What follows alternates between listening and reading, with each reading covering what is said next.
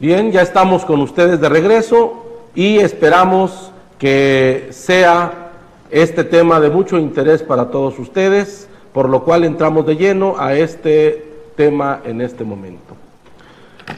Haremos unas preguntas a nuestros analistas y empezaremos con Adonis Nieto. Adonis Nieto, ¿qué es el gnosticismo? ¿Cómo se originó? ¿Y qué es el neognosticismo? ¿Nos podrías ampliar esta información a todos nuestros cibernautas que en este momento nos están viendo? Pues sí, el gnosticismo es una síntesis sincrética de muchas corrientes filosóficas y religiosas del pasado. Es decir, que hablar del gnosticismo es hablar de una esencia mística esotérica alimentada de varias formas de religión. Hablar del gnosticismo, su significado viene del griego gnostikimos, que quiere decir conocimiento. Cuando Samael Aún Weor le da vida a este movimiento, alimentado precisamente por un sincretismo religioso también ya del siglo XIX, del siglo XX, pues Samael se alimentó de las filosofías de los Rosacruces, que es un movimiento fundado por Christian Rosenkreuz. Se alimentó de los libros que escribió aquella mujer llamada Madame Blavatsky, Isis sin velo, por valles y montañas del Indostán. Toda esta literatura le dio forma a Samael y también se alimentó de corrientes como de la Gran Confraternidad Universal, fundada por el maestro Laferreire, que así le llaman ellos, para ellos lo consideran un avatara. Y es así como este señor forma el gnosticismo, que cuando nosotros lo vamos a analizar desde la perspectiva mística, esotérica, realmente es un solo relajo. Es decir, incluso la literatura que escribió Samael no tiene ninguna secuencia de orden, sino que es una revoltura de muchas cosas y que, pues, obviamente sus interlocutores se lo aceptaron como algo, pues, que provenía de lo sagrado. El origen de este movimiento se remonta exactamente a la misma Babilonia, porque el problema es que todos los investigadores que han querido llegar al origen de este movimiento, pues se pierden en el tiempo y en el espacio. Algunos los ubican en Mesopotamia, otros en Arabia, otros han llegado a creer que este movimiento tuvo su origen hasta en los mismos judíos, otros lo remontan hasta los samaritanos. Pero si nosotros le seguimos la secuencia a este movimiento, a este conocimiento de origen oscuro, nosotros vamos a encontrar que realmente sus propios orígenes datan desde Babilonia. Y no habla en el sentido de que el movimiento gnóstico se originó allá, sino que la filosofía, la religión, la doctrina de la cual ellos se alimentan, pues viene desde allá, desde que la humanidad perdió el contacto con Dios y empezó a contactarse con espíritus del mal. Desde por ahí viene lo que es este movimiento fundado por este señor de Colombia llamado Samael Aún Beur. Este señor, creo que hay algo bien importante que señalar tocante a él. Samael Aún Beur, que no era el nombre de él era Víctor Manuel Gómez Rodríguez, nació el 6 de marzo de 1917 en Colombia. Desde muy joven se interesó por el espiritismo e ingresó a la teosofía, es lo que yo estoy mencionando, que la teosofía es un movimiento fundado por Madame Blavatsky y que para ellos pues todo es Dios. Teosofía quiere decir sabiduría divina, es decir que siempre ellos están orientados y enquistados en lo que es el conocimiento y la sabiduría. En este sentido, le dan una importancia superlativa a la serpiente, a tal grado que para ellos hablar del fuego serpentino de la sabiduría, hablar de la Kundalini, hablar de las grandes sociedades serpentinas, es hablar precisamente de sociedades sabias, pues realmente es un mensaje oculto que le atribuye a Satanás el conocimiento de la raza humana, pues fue Satanás, la serpiente antigua, la que indujo a Eva a comer del árbol de la ciencia del bien y el mal, y ellos quieren traducir este hecho como que lo que le inculcó ahí, lo que propició la serpiente fue el conocimiento dado a una humanidad ignorante. Realmente Adán no estaba en estado de ignorancia, sino que estaba en estado de inocencia. Esa es la etapa que vivió Adán y Eva. Esto no es otra cosa que una desviación y una torcedura de las Escrituras para querer alimentar este pensamiento que no es más que diabólico. Samael se creía y creen, y también él lo enseñó, que él era el avatara de la era de Acuario. Hablar precisamente de un avatara es hablar de un maestro. Para ellos, en su desviación, creen que Jesucristo era el avatara de la era de Piscis. Y precisamente por eso dicen ellos que los peces, los pescadores tienen mucho que ver en el mensaje de Jesucristo. Para ellos Piscis es una era astrológica en la cual nace Cristo. Para estos movimientos un avatara nace terminando una era e iniciando otra. Entonces, terminando la era de Piscis e iniciando la de Acuario, para ellos nace Samael. El problema es que cuando nosotros comenzamos a ver desde el punto de vista esoterista, la era de Acuario no terminó cuando empieza Samael, sino que mucho antes, y es que lo vamos a ver desde el punto de vista astrológico, ¿no? Entonces es ahí donde otros movimientos le atribuyen esta función de avatara a otros líderes. Este señor se hacía llamar el ser, también se hacía llamar hombre supranormal, también se autonombraba Buda, Maitreya, Logos de Marte, Verbo Divino, Justicia de Dios, Iniciador de la Nueva Era, Cristo Cósmico de Acuario, Verbo Solar, Profeta de Dios, Superhombre del siglo XX, y también se hacía llamar el Maestro Tibetano, a tal grado que una vez le dijeron que diera una disertación en el idioma que se habla en el Tíbet, que hablan los monjitos allá, que andan con sus túnicas azafrán, y no pudo hablar. Hasta ahí dejó de andar diciendo que era maestro tibetano. Entonces ahí se ve que es un movimiento que se origina en la misma mentira. Sí. Nos queda claro, Adonis, la información que has vertido, y creo que todo esto con mucha responsabilidad nuestros analistas están documentados y es por eso que están virtiendo esta información. Muy bien, ahora vamos con Enrique Peñalba para que nos siga ampliando la información. Enrique, ¿en qué consiste esta doctrina filosófica que ya Adonis nos ha adelantado bastante? ¿Nos podrías ampliar toda esta información? Claro que sí. Muy interesante todo lo que el compañero Adonis nos ha explicado. Y a continuación voy a hablar un poquito acerca de lo que es esta filosofía. A la hora de que nosotros leemos alguna literatura gnóstica, como que es un poco o mucho, muy escabrosa.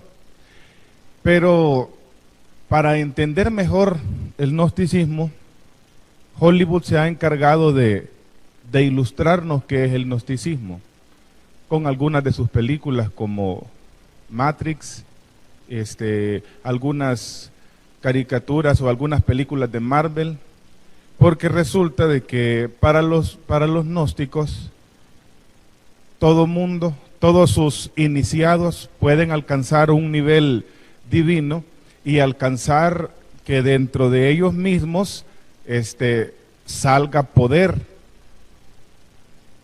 Entonces, cuando nosotros observamos una de estas series, estamos observando la ideología, la filosofía que tienen los gnósticos. Pero voy a hablar un poquito acerca de esta filosofía. Los gnósticos creen que ellos lo controlan todo, que datan desde Babilonia hasta nuestros tiempos, que han influido en todo, que influyeron a los egipcios, que influyeron a los griegos, que influyeron al judaísmo, al islamismo. Según ellos han influido a todo mundo. Según el pensamiento de ellos, controlándolo todo, dando a entender como que el mundo gira alrededor del gnosticismo, cosa que no es así. Los pilares fundamentales donde el gnosticismo se sustenta es el ocultismo, la magia, el esoterismo, el misticismo, entre otras. En cuanto a esto, creen que el mismo Señor Jesucristo era un iniciado, quien recibió alguna orientación de otros maestros de aquel entonces. Sitúan ellos en algunos escritos que Jesús estuvo recibiendo enseñanza de Buda, recibiendo enseñanza en Inglaterra. Lo sitúan en otros lugares, que él recibió enseñanza de otros para que él llegara a ser también un maestro. Y que la idea principal es ocultar una verdad. Incluso ellos, aunque no son muy dados a la literatura canónica, porque ellos tienen otra clase de literatura, sí toman algunas partes de la escritura, por ejemplo Juan 16:20, donde Jesucristo prohíbe a sus discípulos que dijeran a los demás que Él era el Cristo, asumiendo ellos que Jesús ocultaba la verdad, que la verdad o que el conocimiento de Cristo era privado de un grupo. Ellos asumen esto. Se dirigen mucho su filosofía a través de la magia. Ellos dicen que es magia blanca, es decir, que es inofensiva, que no daña. En cuanto al esoterismo, que es un término genérico que hace referencia a un conjunto de conocimientos doctrinales que enseña prácticas y ritos, técnicas, filosofías, y entre esto, entre la combinación del esoterismo con la magia, un iniciado puede realizar milagros, sanidades, y ahí eso le atribuyen a Cristo, que él, como él era un iniciado, él podía, a través del poder que había recibido, del conocimiento, podía hacer diversos milagros. Aparte de eso, también ellos hablan mucho acerca del desdoblamiento del alma o del espíritu y viajes astrales. Es bien curioso esta clase de filosofía, y por eso yo les decía de que esto está más, para entenderlo a ciencia cierta, es de ver una película de Marvel y vamos a entender qué es el gnosticismo. En cuanto a los desdoblamientos del espíritu, los iniciados tienen la capacidad de, en una etapa entre despierto y dormido, que su alma, que su espíritu salga en un cuerpo astral y pueden viajar ellos desde su interior al pasado, hacer viajes en el presente y hacer viajes al futuro, hacer viajes al antiguo Egipto, a la antigua Babilonia, hacer viajes al futuro. Según ellos, que con estos desdoblamientos de espíritu y viajes astrales, ellos obtienen el conocimiento, que ellos pueden ir en una sola noche a muchos lugares y en esos lugares ellos obtener todo el conocimiento de los diferentes acontecimientos a través de los siglos. Es decir, es un modo de viajar, es un secreto que han aprendido, que les enseñan a sus discípulos gnósticos, y que en estos viajes, dicen ellos, o predican ellos, que pueden ir las personas y hablar con Jesucristo, tocar a Jesucristo, hablar con el mismo Dios. Todo esto es lo que predican con respecto a lo que es los desdoblamientos del espíritu y viajes astrales. Según la doctrina de Samael, habla mucho acerca de la reencarnación. O sea, hablar de la filosofía doctrinal es algo bien amplio y más quisiera detenerme un poquito en lo que es la reencarnación. ¿O sea, tenías algo que opinar?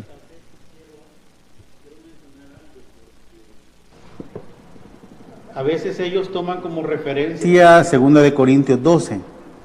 Dice el apóstol Pablo: conozco a un hombre, si en el cuerpo no lo sé, si fuera del cuerpo no lo sé, Dios lo sabe, fue arrebatado al tercer cielo. Y que fue un viaje astral.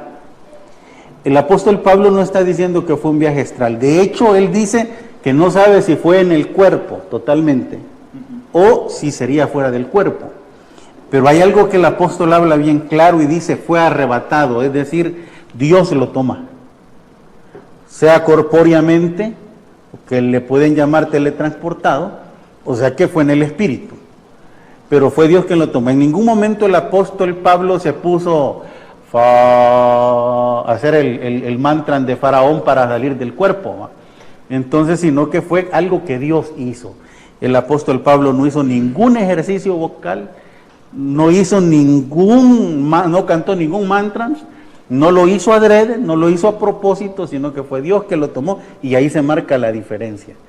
Por otro lado, eso de los viajes astrales no es otra cosa más que un aspecto, y que por cierto radica en eso la fuerza, porque el gnosticismo es experimental, a diferencia de otras corrientes religiosas, que si alguien dice ¿de qué se habló?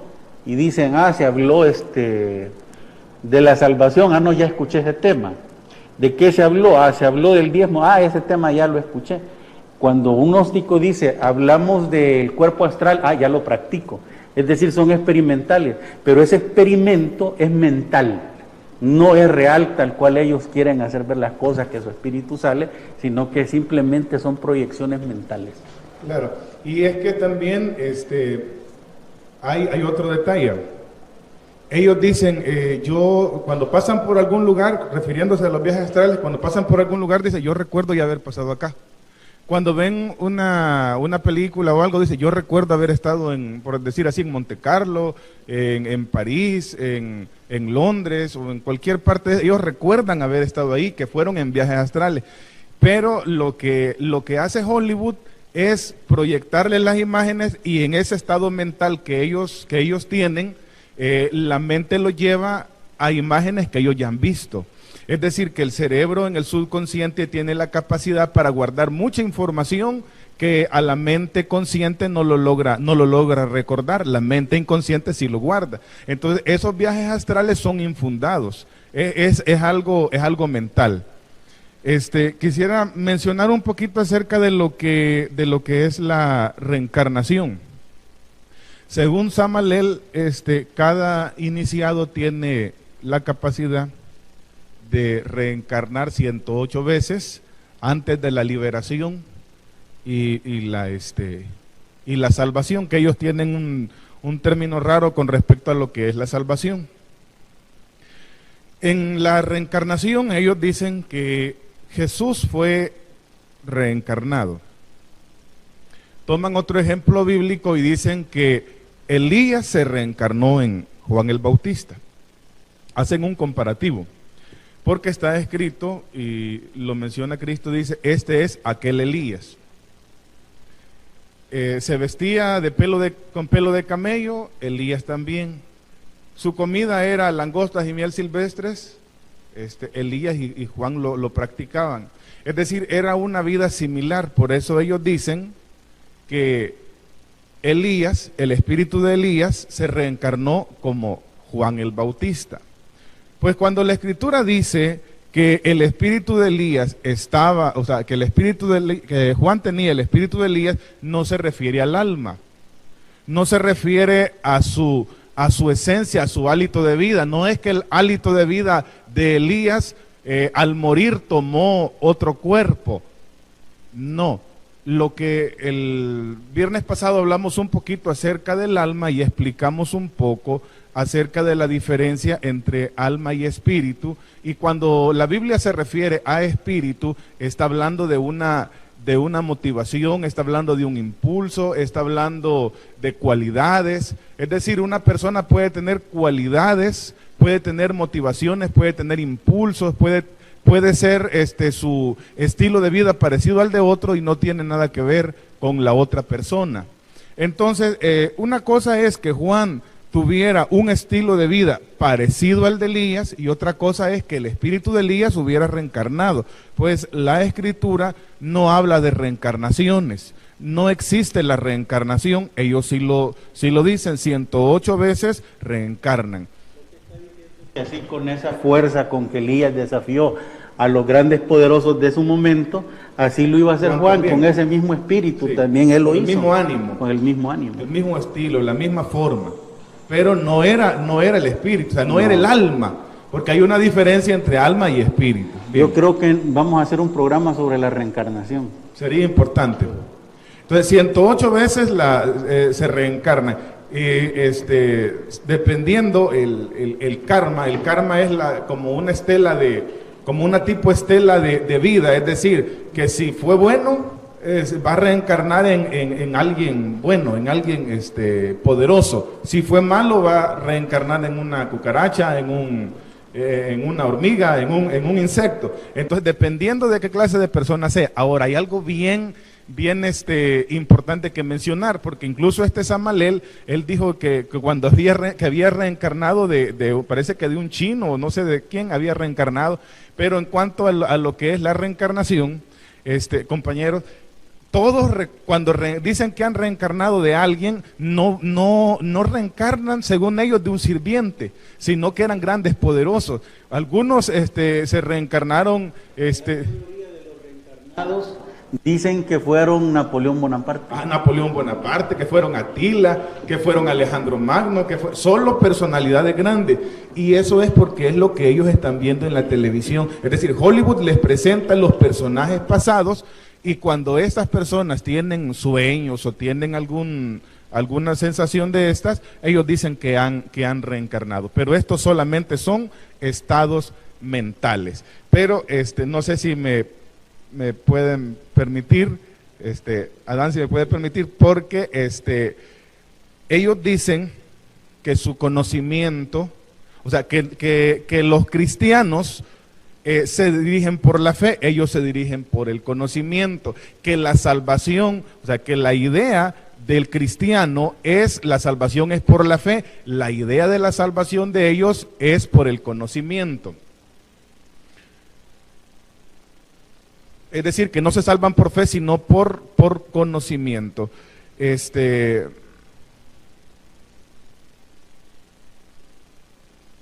la base fundamental, Noé, de ellos se fundamentan en 4 pilares que son ciencia, arte, filosofía y religión. En ninguna de las 4 va la fe como base. Ciencia, arte, filosofía y religión. Son las 4 bases fundamentales del gnosticismo. En las que ellos se fundamentan. Así es. Practicando el esoterismo y todo lo que ya mencionamos. Muy bien, esa sería la... Correcto, pues muy interesante, Noé Peñalba, toda la investigación que ha realizado y que en este momento se está vertiendo a todos nuestros cibernautas que nos están sintonizando, y creo que es de mucho interés lo que estamos escuchando para que no nos dejemos sorprender de estas personas gnósticas que no están haciendo otra cosa sino engañando a la gente. Vamos con Víctor Bárcenas, que también él quiere darnos la información, el fruto de su investigación. Víctor Bárcenas, ¿qué relación tiene el gnosticismo con el cristianismo? Sí, bueno, estamos tratando de platicar algo sobre una situación que vive cierto sector de la sociedad. En realidad, pido disculpas por calificarlo de esta manera. Es un insulto lo del gnosticismo, es un insulto a la inteligencia humana. Es una barbarie, o sea, está fuera de la cosa, de la realidad. El comentario que hacemos es nada más por tratar de darle un poquito de forma a lo que ellos hacen, porque la realidad es que no tienen ni forma, no tienen ni pies ni cabeza, todo lo que ellos hacen. Que si viene de los babilonios y de hace 5,000 años, realmente no es cierto. Es decir, ellos así lo atribuyen, y por la investigación que hemos hecho y en los comentarios de filosofía, discúlpeme, no tiene nada. No tiene nada, el gnosticismo no tiene nada de filosofía, no, nada más son ideas. Es una mezcla, es una revoltura de ideas que no tienen forma, no tienen ni principio, no tienen fin, no tienen un destino. No existe una disciplina, no existe es una barbarie, es una ignorancia. ¿Qué relación tiene con el cristianismo? Hasta da pena decir que si tiene relación. Es faltar el respeto a Dios, a lo sagrado, por esto. Porque, claro, en los escritos que encontramos en los medios como el internet y otros, tratan de relacionar el cristianismo o entresacar algo del cristianismo, pero hay que aclarar una cosa: el concepto de cristianismo en términos del común social es incongruente con el concepto del cristianismo bíblico o con el pensamiento de aquel que sigue la doctrina de Jesucristo. Es que definitivamente es una aberración esto del gnosticismo, pero la importancia de este panel es que nuestros cibernautas escuchen, ¿verdad?, observen y no se vayan a dejar engañar, como dijiste, Adán, que no se dejen engañar por una sarta de mentiras y de ignorancia, porque nada más hay que oír a Samael o ver lo que fue la entrevista que le hacen en 1977 allá en México. Cada tontería que habla, que dice uno, ¿cómo es posible que tenga algún interés, alguna importancia lo que él está diciendo? Hablando de inventos y de cuentos que él se imagina, y que claro que para los que lo escuchan o lo siguen, pues han de imaginar que es un gran conocimiento, pero hay que entender lo que es filosofía. Es el amor por la sabiduría, pero eso no tienen amor, o sea, no hay ni sabiduría en lo que ellos dicen. Queriendo ver algo de lo que nos menciona la palabra de Dios, por ejemplo en Colosenses 2:8, dice el apóstol San Pablo: mirad que nadie os engañe por medio de filosofías y huecas sutilezas, según las tradiciones de los hombres, conforme a los rudimentos del mundo, y no según Cristo. Igualmente en la 1 Timoteo 1:4 dice, ni presten atención, es decir, la palabra de Dios es muy directa y nos amplía las cosas tan claras, ni presten atención a fábulas y genealogías interminables que acarrean disputas, más bien que edificación de Dios que es por fe. Así te encargo ahora. Es decir, reencarnación, cosa que no está comprobado. Claro, ellos hablan de la metafísica, ¿verdad? Sobre la física, más allá de la física. Pero si no entienden ni siquiera lo que es física, ¿cómo van a hablar de algo que es más allá de la física si no saben lo que es física? Entonces, en ese sentido, toman como garante del neognosticismo a Samael, cuando él mismo, alucinado por no sé qué sustancias, dice que fue transportado con unos alienígenas allá en México, en la Ciudad de México, y que estuvo platicando con ellos, ¿verdad? Realmente cuando estaba leyendo esa entrevista que le hacen, pues en primer lugar es una entrevista preparada por su misma gente. En segundo lugar,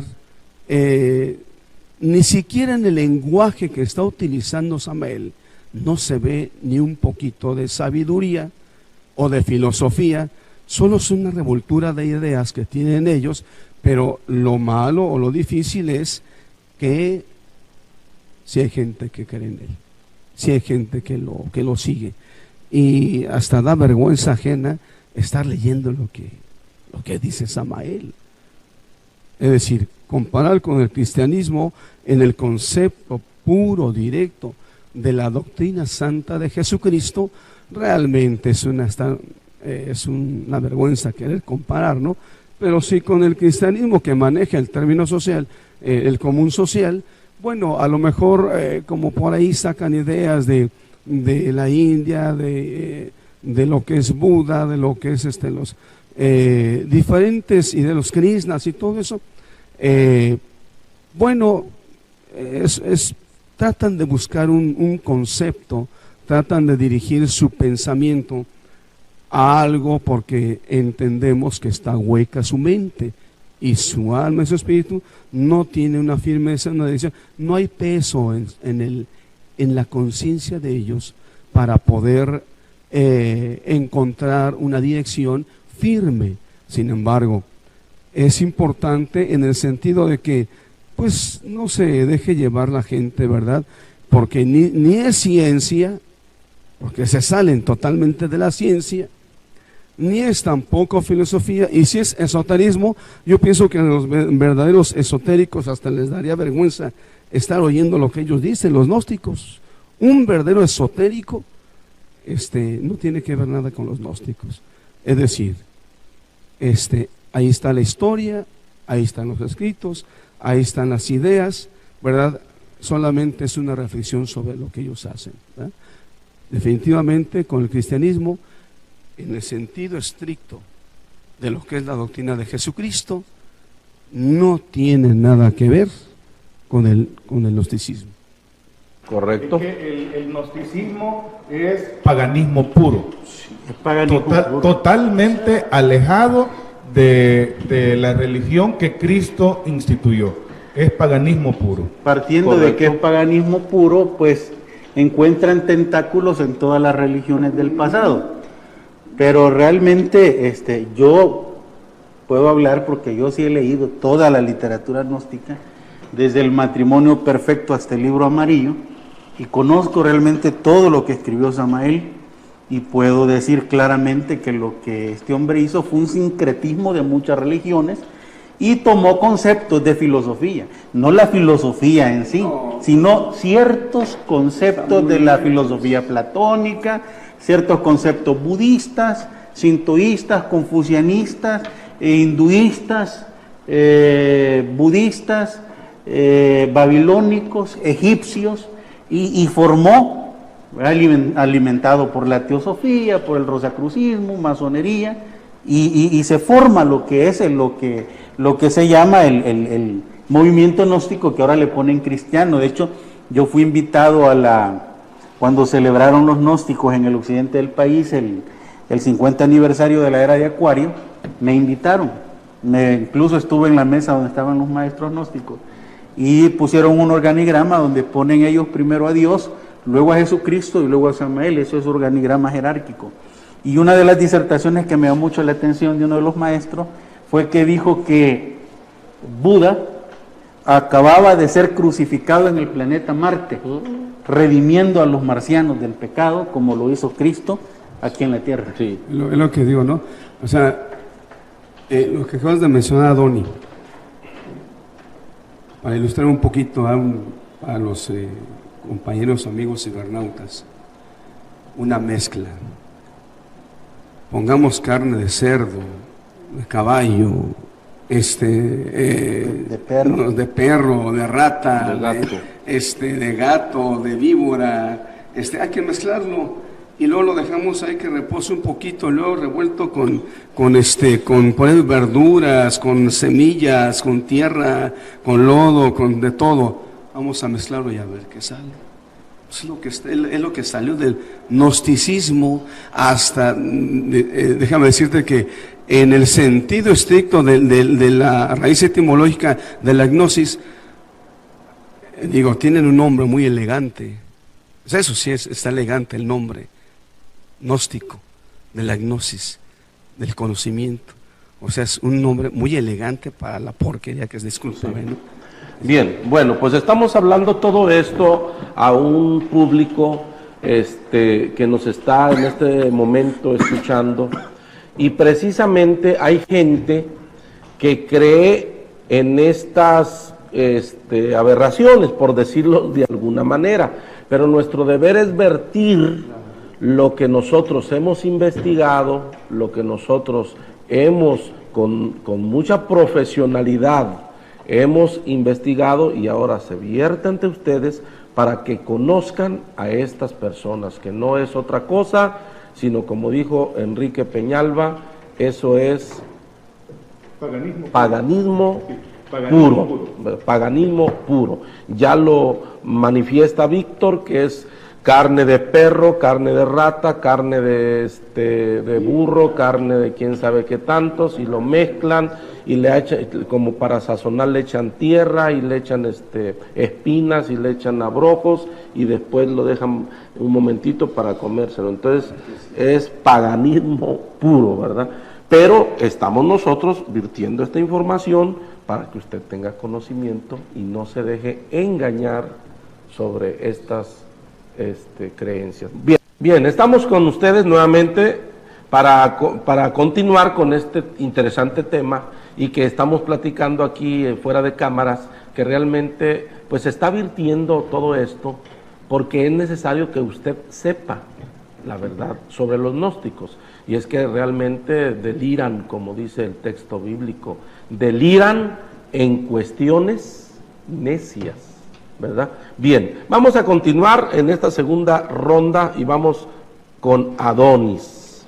Nuevamente, Adonis, ¿cuál es la perspectiva de Dios y de Cristo según los gnósticos? Pues es importante que podamos entender cuál es la perspectiva según los gnósticos y cuál es realmente según Cristo. Porque no nos olvidemos que la carta a los colosenses fue una carta combatiendo el gnosticismo. Y es donde se advierte que no se dejen engañar por huecas filosofías conforme a los rudimentos del mundo y no según Cristo. Según los gnósticos, Dios es un ser invisible, inaccesible, que habita en la eternidad y que no tiene absolutamente nada que ver con el mundo material. De ahí nace el dualismo, lo material contra lo espiritual, que tanto maneja el gnosticismo. Para ellos, el creador del universo, el que creó todas las Pleiades, el Orión, todo el universo visible que el hombre está explorando, fue el demiurgo, no fue Dios. Este concepto lo extrajeron de Platón, porque fue allá en Grecia donde se habló de que el demiurgo era el que había creado el universo material, cosa que el apóstol Pablo combate cuando le dice que el Dios no conocido, que era el que ellos creían que nunca se había dado a conocer, alguien que existía pero que no se metía con el ser humano, ese era el que había creado todas las cosas. Y es precisamente lo que el apóstol Pablo a los colosenses les dice, que todas las cosas que existen, visibles e invisibles, sean tronos, dominios, potestades, todo fue creado por Cristo y para Cristo. Es decir, Cristo era la razón de esta creación que hizo Dios. Para ellos, quien hizo el universo fue el demiurgo, que lo asocian al diablo. En otras palabras, para un gnóstico, el que creó la tierra fue Satanás. El que creó el agua y todo lo que habita en este planeta fue el diablo. Y que por ende, el que creó a la raza humana enclaustrada en un cuerpo material fue también el mismo diablo. Entonces, la perspectiva de Dios es una perspectiva totalmente aberrada, errónea, desvielada, que no tiene sustento bíblico, simplemente en las invenciones de algunos filósofos del pasado y los cuentos chinos de Samael Aún Weor. De acuerdo a Cristo, pues el concepto para ellos de Cristo, ellos no ven a Cristo como el redentor de la humanidad, ellos no ven a Cristo como aquel que vino a traer la salvación a la humanidad, porque para ellos la salvación es un concepto que se desarrolla en base a los esfuerzos propios, al contrarrestar la materia contra el espíritu. ¿Qué piensan de Cristo? Pues ellos hablan de muchos Cristos, hablan del Cristo cósmico, del Cristo en sustancia, del Cristo en esencia, del Cristo íntimo, del Cristo viviente y del Cristo histórico. Creo que tiempo no hay para explicar cuál es el concepto de cada cosa. Sin embargo, es necesario que nosotros podamos entender que todos los conceptos que ellos tienen acerca de Cristo están totalmente distantes del Cristo que predican los apóstoles. El Cristo que predican los apóstoles, el apóstol lo presenta a los colosenses porque en él habita corporalmente toda la plenitud de la divinidad. Es decir, ese cuerpo que él tuvo, material, en ese cuerpo que ahora está glorificado, habita totalmente toda la plenitud de la divinidad, cosa que el gnóstico no puede concebir, porque para ellos lo divino no puede mezclarse en ningún momento con lo humano. Entonces, el concepto, según Cristo, según la doctrina apostólica, es uno, según los gnósticos es otro. Y hay un aspecto todavía más repulsivo, y es el hecho de que ellos creen que Cristo era un hombre común y corriente, que no era el Hijo de Dios tal cual se presenta en las páginas de la Biblia, y que para alcanzar ese nivel de Cristo, él tuvo que tener mujer. Y es así como se habla de los evangelios gnósticos. Se habla, por ejemplo, de el Evangelio de Judas. El Evangelio de Judas, que es un libro de carácter gnóstico, es un libro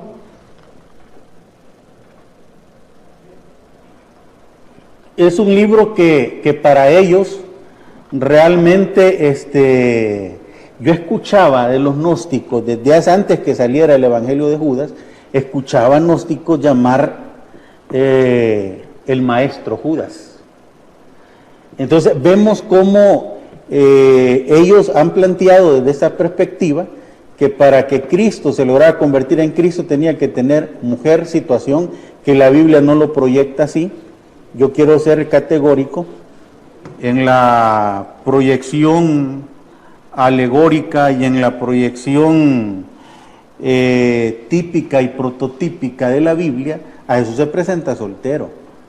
Por ejemplo, en la alegoría de Isaac, que representa a Cristo en el sacrificio, cuando Abraham lo ofrece, Isaac no tenía mujer, era soltero. En la siguiente alegoría, que también proyecta a Cristo, que es la de José, que es vendido por sus hermanos, cuando José es vendido por sus hermanos, José también es un muchacho soltero, no tenía mujer. Y seguimos con el Cordero, cuando se establece el pueblo de Israel, el Cordero Pascual, que tenía que tener 1 año y ser sin defecto. Un cordero de 1 año no se había pareado con oveja. Entonces, partiendo de aquí, vemos que toda la proyección antiguo testamentaria acerca de Jesucristo era un hombre soltero, y que si alguna esposa Cristo tiene y con la que contraerá nupcias, es con la iglesia del Señor, esa es la que está proyectada para él. Entonces, la perspectiva de Cristo es totalmente ajena a la realidad, y por otro lado, caen aún en una bajeza más terrible, pues el hecho de que ellos creer que la expulsión del hombre del jardín del Edén obedece al derramamiento seminal que Adán pudo haber tenido en el jardín del Edén, porque ellos así lo plantean, porque para ellos el pecado no es el acto sexual, sino es la eyaculación. Toda la filosofía gnóstica al final gira en torno a la transmutación sexual. Para ellos la mujer es un altar donde ellos se arrodillan y comienzan ellos a hacer sus ejercicios mántricos para transmutar, dicen, al Cristo. Fíjate hasta dónde llegan, que para ellos el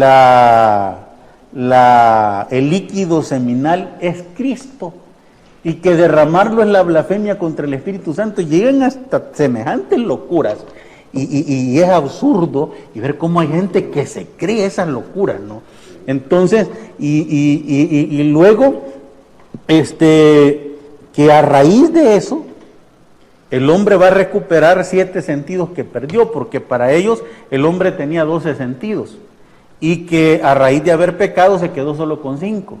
Entonces, a través de la transmutación, ellos van a recuperar el 6º sentido, lo que es la intuición, lo que es la telepatía, lo que es la telequinesis, y comenzamos y entramos al mundo del ocultismo diabólico, donde se manifiesta todo ese montón de aspectos de carácter netamente satánico, impulsados por un principio al cual ellos lo pintan de blanco, y la gente cree, y los integrantes, que es una hermandad blanca, que es una hermandad buena, que es algo donde se promueve la limpieza y la santidad. Tú oyes hablar a un gnóstico, Noé, y te habla de pureza, te habla de santidad, te habla de apartarse del mal, te habla de tantas cosas, y que te quedas tú y dices que son buenas personas, pero realmente son agentes del mismo demonio. Yo lo que estoy viendo a través de la investigación y de todo lo que estamos virtiendo aquí es que esta doctrina gnóstica y hablar de este Samalel es como que habláramos de Steven Spielberg. Steven Spielberg es un director, es un cineasta, ¿verdad? No se vaya a molestar Steven Spielberg. Ah, sí, no, sí, sí, entonces es algo bien curioso, porque es un tipo de enseñanza fantástica, por llamarlo así, que no es ni siquiera razonable, sino que se basa en cuentos, se basa en mitos, no se basa en realidades. Y esto me parece una paridad con aquel que hizo la organización, la Cienciología. Fue también una persona que tiene las mismas locuras, pues. Es que mira, todas esas religiones son harinas del mismo costal. Te voy a decir cómo es la élite. La élite, para la élite el gnosticismo es un vivero. El gnosticismo y el rosacrucismo es un vivero. De ahí pasan a ser masones. Y a los masones ya se convierten en en sus fontaneros, Sí. ¿verdad? Para hacer sus cosas. Sus cosas. Muy bien. Creo que vamos a la segunda pregunta. Se la vamos a hacer a Noé Enrique Peñalba, porque él ya está ansioso de continuar. A ver, Noé, ¿qué relación tienen los escritos canónicos, es decir, la Biblia, y los escritos apócrifos con el neognosticismo? Sí, con respecto a los escritos canónicos, solo toman lo que les conviene. No es una fuente, para ellos no es una fuente tan fidedigna de investigación como lo son los evangelios apócrifos, que precisamente fueron escritos muchos por esta gente que tiene tendencia a este mismo pensamiento. En el tiempo de los primeros cristianos, en el primer siglo, según datos históricos, habían 200 corrientes gnósticas. Es decir, que no era un pequeño grupo, era una cantidad terrible de gente que practicaba el gnosticismo. Incluso pues nos menciona acerca de Simón el Mago, era un gnóstico. El apóstol Juan menciona en Apocalipsis acerca de una lucha que también tenía con los gnósticos. El apóstol Pablo también tenía lucha con los gnósticos. Es decir, que estos grupos sí existieron en ese tiempo y de cierta manera ellos escribieron algunas literaturas que hoy les dan mayor proyección. Relación con los libros canónicos, con la Biblia, es poco. Toman lo que más les conviene, no mucho, sino que toman algunas alegorías, toman algunos datos, algo que les pueda servir, y lo demás lo desechan. Los evangelios, hay evangelios que son llamados apócrifos, a los que se desconoce el autor, que se desconoce su procedencia, pero existe otra clase de libros, otra clase de, vamos a decir, de literatura, otro perfil de evangelio, y estos no solamente son apócrifos, sino que son gnósticos. Vamos a entender que el libro de Marcos, de Lucas, de Mateo, de Juan, son más o menos como una biografía, un relato de la vida de Jesucristo, que fueron dirigidos en diferentes épocas y a diferentes personas. Uno a los griegos, otro a la nueva generación, como el de Juan, fue escrito a la nueva generación de los fieles, es decir, gente que no conoció al Señor, a la juventud de aquel entonces, a la niñez de aquel entonces, que no conocieron, y Juan se encarga en dirigirles aquel documento. Bien, con respecto a los evangelios, llamados así, evangelios gnósticos, esto es más un plagio que otra cosa.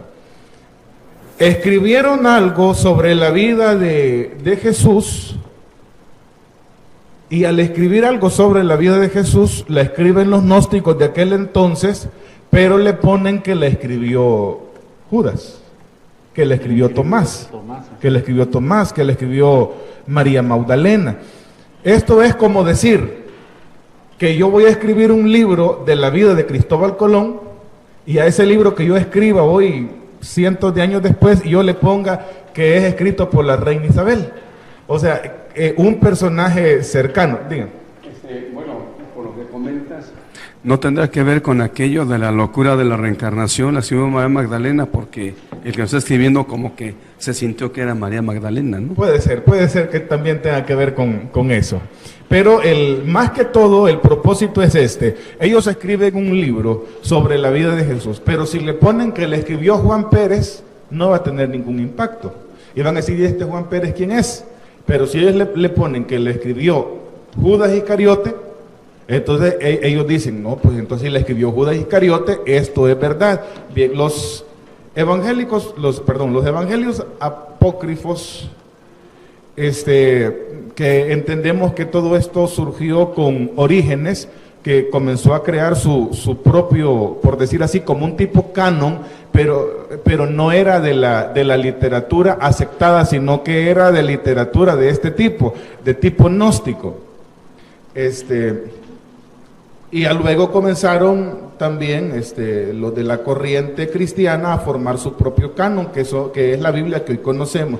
Entre los evangelios gnósticos tenemos el Evangelio de Tomás, el Evangelio de María Magdalena, Evangelio de Judas, Evangelio apócrifo de Juan y otros más evangelios, incluso un evangelio griego de los egipcios. De todos estos evangelios, al hacer quizás un pequeño resumen y al ver lo que está tratando de proyectar los gnósticos, y que estos son, vamos a decir, esta es la fuente de información que ocupan los gnósticos, entre otros libros. Ellos relatan y toman aquí a un Jesucristo como una especie de espectro, más o menos algo así, como una especie de espectro, es decir, que lo veían pero no lo podían tocar, una especie de espectro. Otros, y voy a mencionarlo porque es necesario, pero estos escritos son del todo aberrantes, son denigrantes, son escritos que causan indignación, claro, indignación porque llevan hasta el colmo de la locura. Por ejemplo, el Evangelio de Judas Iscariote, ahí aparece una narración en la que el personaje principal de este Evangelio no es Jesús, sino que es Judas. Según la filosofía o el cuento de este libro, es que aquí el malo de la historia no es Judas. Entendemos que está escrito en Juan 17, dice, ninguno se perdió, solamente el hijo de perdición. Pero el Evangelio de Judas dice todo lo contrario, que el bueno de la historia es Judas. Que lo que Judas hizo fue ayudar a liberarse al Señor. Y por eso es que dicen ellos, el maestro Judas. Tú llegas a un gnóstico y ellos hacen referencia a Judas como el maestro Judas. Y para ellos era el más entendido de todos los apóstoles, que a tal grado ninguno tenía la capacidad de poder entregar al Mesías, solamente Judas. Y lo ayudó a y hablando de los evangelios apócrifos, yo creo que es necesario, Noé, yo tengo un libro que es la Biblia gnóstica. Se llama La Pistisofía, que hablar de la Pistisofía, ahí le pusieron fe y sabiduría, eso es lo que significa. Es la Biblia develada por el venerable maestro Samael Aún Weor. Se cree que son unos escritos ocultos que él encontró y que él los develó, donde están todas las enseñanzas secretas que el maestro Jesús dio a sus 12 apóstoles. Y que no las dio a conocer a nadie. Y que no las dio a conocer a nadie más. Esas solo las conocen Samael y los gnósticos. Sí. Y que es una ensarta de locuras, como hemos estado hablando, es una ensarta de locuras donde hablan que el misterio 14 y que ustedes el misterio 15 y que ustedes no han entendido el misterio 18, ahora les voy a dar a conocer el misterio 20. Cuestiones así de locuras que el apóstol Pablo, que como ya sabía de dónde venía todo el misterio aquí, el apóstol le escribe a los colosenses que es Cristo en vosotros el misterio de gloria, ¿va? Es Cristo en vosotros, y que el misterio que hay que conocer es el de Dios el Padre y de Jesucristo. Y el apóstol Pablo hace énfasis que ese es el misterio importante. Entonces, nada de que el misterio 14, que el misterio 18, que habla la Pistisofía, que simplemente es para mantener a la gente embelesada, pues la gente, oír hablar de cuestiones misteriosas le llama la atención. A lo que podemos llamarle, es puro morbo, provocan solo al morbo, como se meten en diferentes cosas, que si la Atlántida, que si Quetzalcóatl, que si y es puro morbo hasta el grado de que se van, lo que mencionaba Adonis, sobre el asunto sexual, que ahí radica todo lo que ellos quieren, nada más. Y yo siento de que entre los evangelios, uno de los más voy a decir, de los más perdidos, de los peores, es el de Tomás y el que le llaman el de María Magdalena. Y lo voy a decir porque es necesario mencionar que qué sarta de locuras es lo que dice aquí. En este libro hablan acerca del homosexualismo y crean en este libro una tendencia homosexual, es decir, hace creer que el Jesús que ellos están proyectando, y quiero ser bien claro en esto, al Jesús que ellos están proyectando a través de esos escritos, le dan un tinte homosexual en estos evangelios. En el de María Magdalena y en el de Tomás, también mencionan que Jesús contrajo nupcias con María Magdalena y que sobre esto hasta recrearon todo esto a través de otra obra, de una novela, El Código Da Vinci.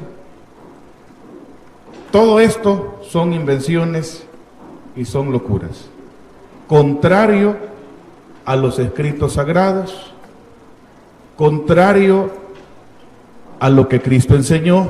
Es decir, los gnósticos es una organización completamente dañina, es que causa estragos en la mente del ser humano, hace que la gente pierda la fe, porque ahora las personas creen, los iniciados creen que ellos son dioses, que ellos tienen poder de telequinesis, de teletransportación, de doblamiento de espíritu, que puede levantar cosas con su mente, es decir, puras locuras. Y todo esto alimentado con la gran fuente de chatarra como lo es la televisión. Entonces, los evangelios gnósticos no son más que escritos que causan indignación. ¿Y quién los escribió? Pues los escribió, quién sabe, los escribieron los gnósticos, pero ellos pusieron que los escribió Tomás, que los escribió Judas, para poder darle realce. De lo contrario, aquellos libros serían un libro más, serían un cuento más. Ellos le ponen el título que fue escrito por alguien, por un personaje de la historia de Cristo, para que éste pudiera llegar y para que éste pudiera impactar a la gente, que estos tomen estos libros y comiencen a leerlos y se llenen de basura, porque prácticamente estos libros son basura. Muy bien, Noé, te agradecemos toda la información y creo que ha quedado muy claro lo que has mencionado. Ahora vamos con Víctor Bárcenas, para que ahora sí, Víctor, nos vas a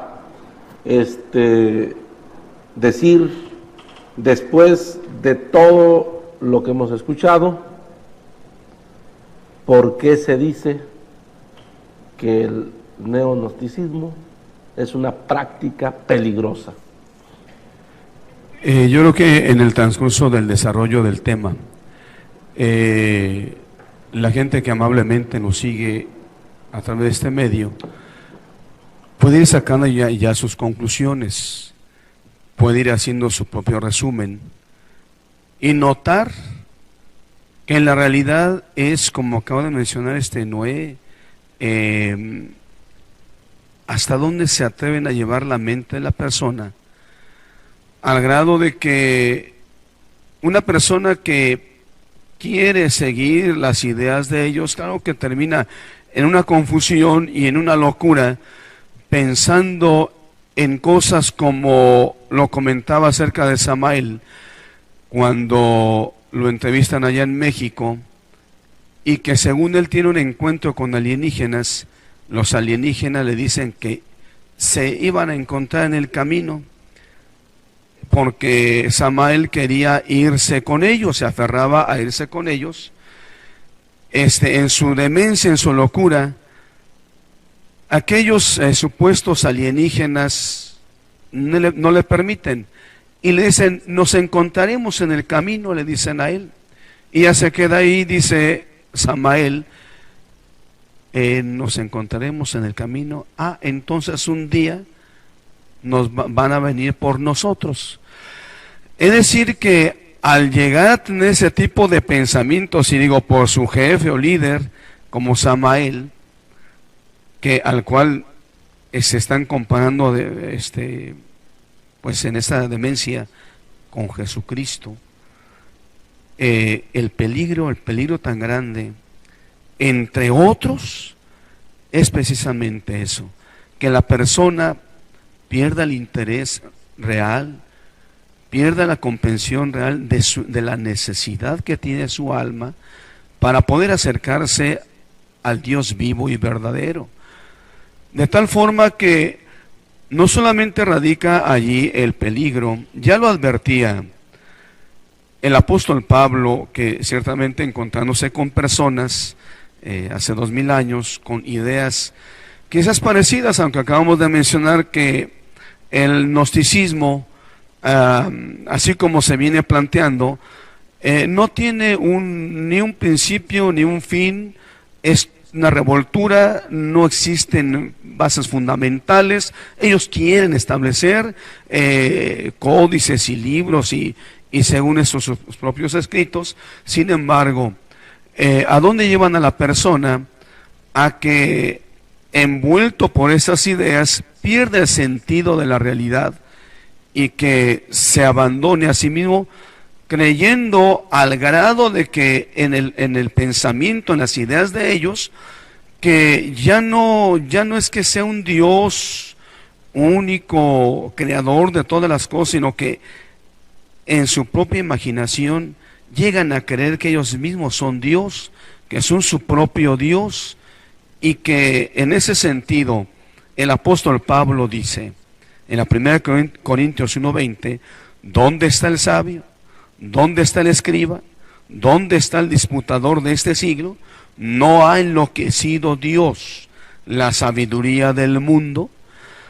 Esto lo comprobamos porque en el momento en que ellos quieren exponer a tantos Cristos y exponer entre los escritos de ellos libros que para ellos quieren que se tomen como sagrados, como verdaderos, esos evangelios apócrifos, al tratar de hacerlo de esa manera, no olvidemos, amigos que nos están escuchando, que existe un enemigo común que es Satanás, tratando de desvirtuar la palabra verdadera de Dios. Eso es lo que hacen los gnósticos, claro. No nos extrañe, un personaje de nombre Doniel, que fue el que origina en Francia, como que restaura o hace renacer un movimiento, uno de tantos movimientos gnósticos, revolturas de hinduismo, de catolicismo y demás cosas.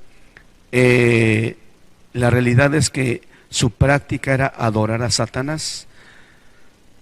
Entre todo ello, esa locura, esa demencia, los va llevando, ¿verdad?, a manifestar lo que la Biblia misma dice, que si la Iglesia Católica es la madre de las rameras, pues el gnosticismo es una derivación de ellos, precisamente como ya en otros paneles se ha mencionado acerca de esto.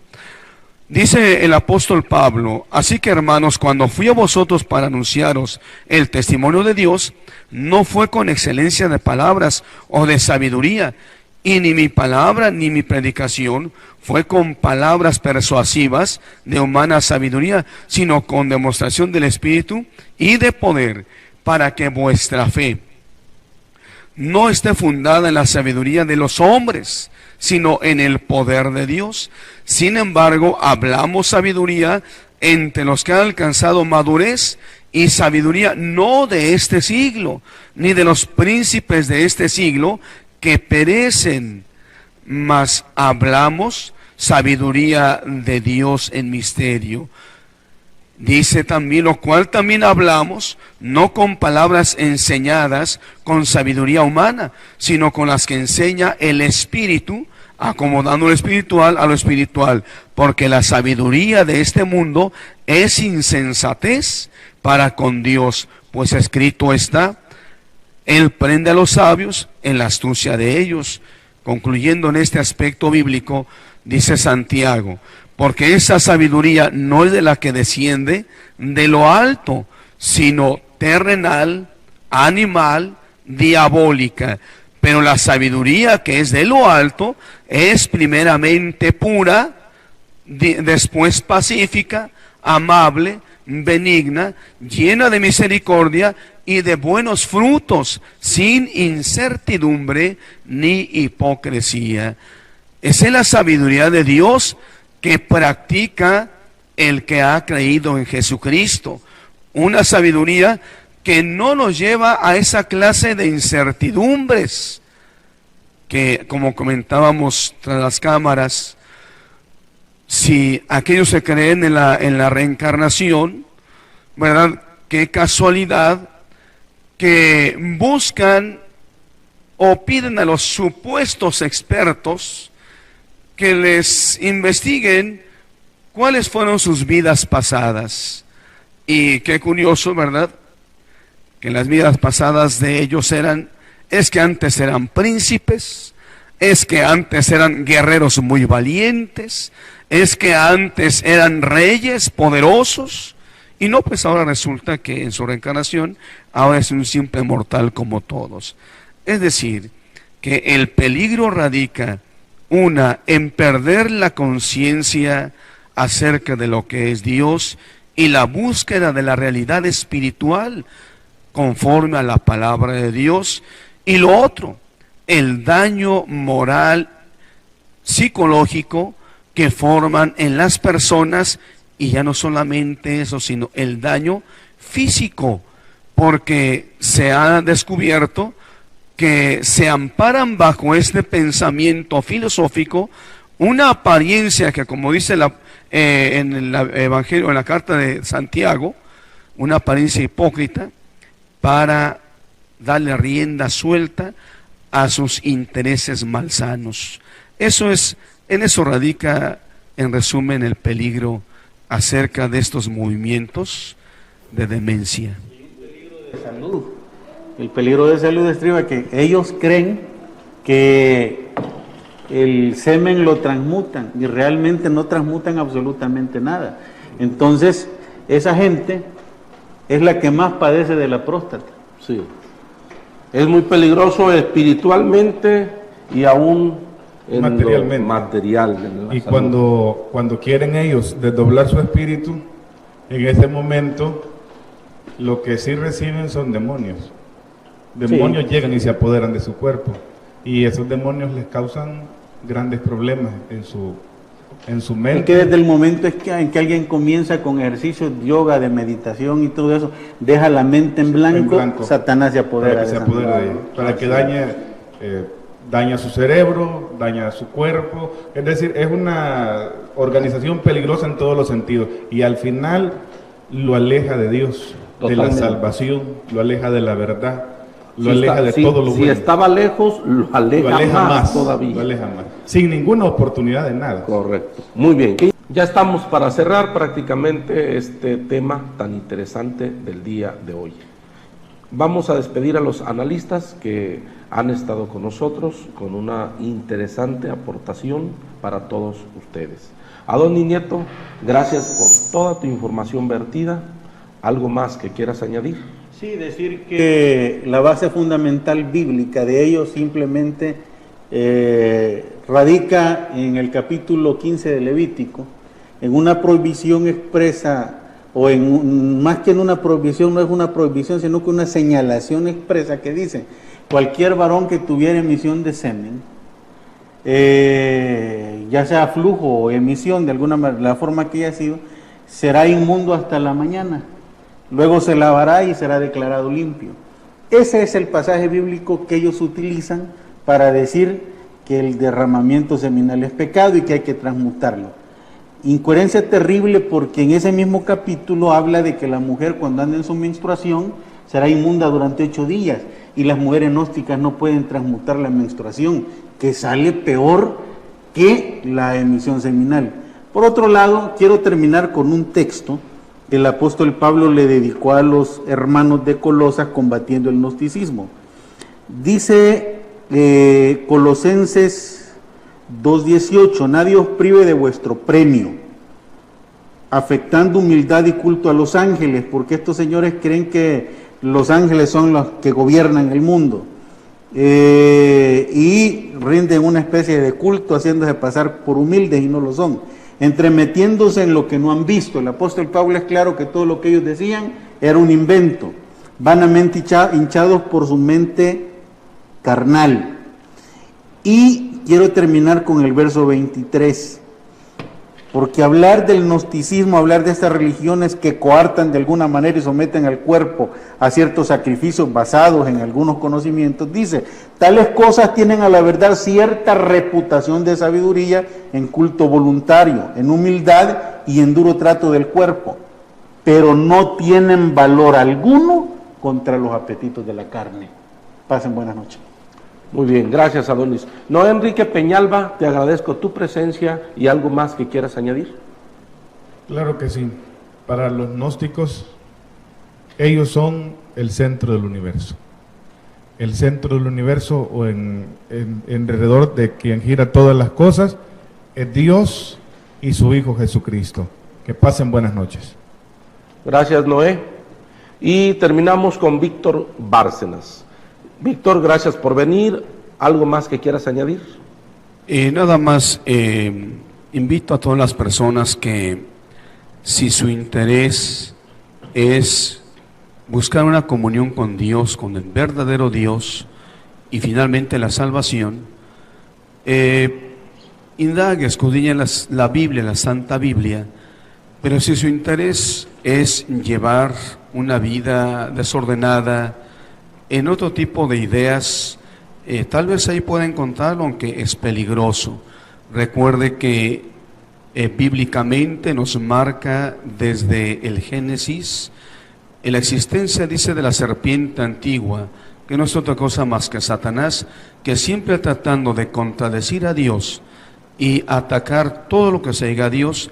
Este es un caso muy clave y directo de lo que sucede en la actitud de Satanás contra Dios. Que Dios los bendiga y pasen buenas noches. Gracias, Víctor. Muy bien. Después de haber escuchado a nuestros analistas,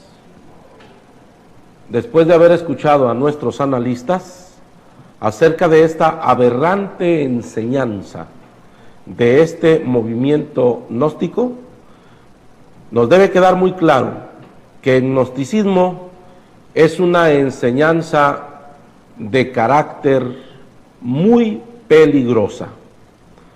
Acordémonos de aquellas palabras: mirad que nadie os engañe por medio de filosofías y huecas sutilezas, según las tradiciones de los hombres, conforme a los rudimentos del mundo y no según Cristo.